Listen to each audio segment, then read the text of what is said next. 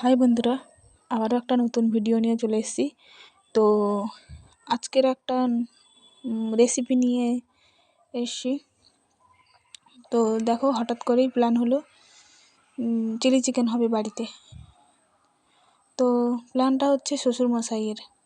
উনি বললেন যে বাড়িতে চিলি চিকেন করা যাক। তো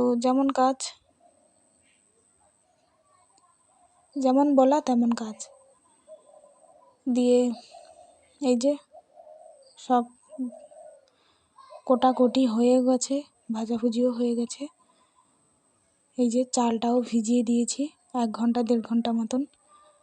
তো এই যে উনি শ্বশুরমশাই এগুলো কেটে রেখেছে, পেঁয়াজ আর ক্যাপসিকাম দিয়ে। এখানে জলটা গরম হয়ে গেছে। এখন 1-1.5 ঘন্টা মতন যে চালটা ভিজিয়ে রেখেছিলাম ওইটা জলে দিয়ে দেব। তো কাজের কথা আসি। তো শ্বশুরমশাই হঠাৎই প্ল্যান করলেন যে বাড়িতে চিলি চিকেন হবে। তো চিলি চিকেন হবে, কার নাই ভালো লাগে বলুন? আমার তো খেতে খুব ভালো লাগে। তো আমি ফার্স্ট টাইম আমি বানাবো। আমার ওই বাড়িতে মানে বাপের বাড়িতে অনেকবার হয়েছে, খেয়েছি। তো দিয়ে আমি কোনো দিন বানাইনি, আর অন্যান্যরা বানিয়েছে, খেয়েছি।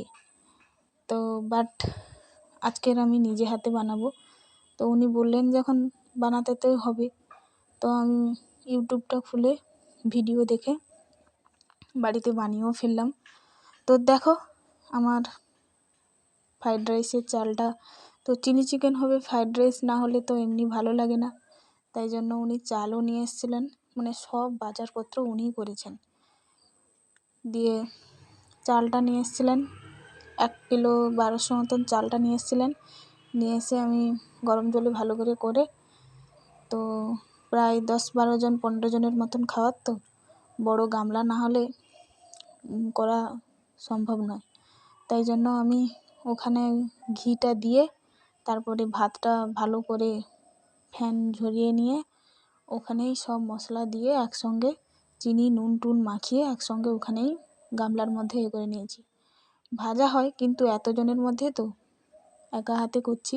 একা হাতে ভুল, শ্বশুরমশাইও অনেকটা হেল্প করেছেন, মানে পুরোটাই আমি কিছু করেছি আর উনিও কিছু করেছেন। তো এই যে দেখো, কথা বলতে বলতে আমার কিন্তু এখানে চিলি চিকেনটা পুরো শেষের মাথায়। এই যে সোয়া সসটাও দেওয়া হলো, কারণ সোয়া সস প্রথমেই দিয়ে দেওয়া হয়েছিল। তো উনি বললেন যে একটু কম লাগছে, আর একটু দিয়ে দিই।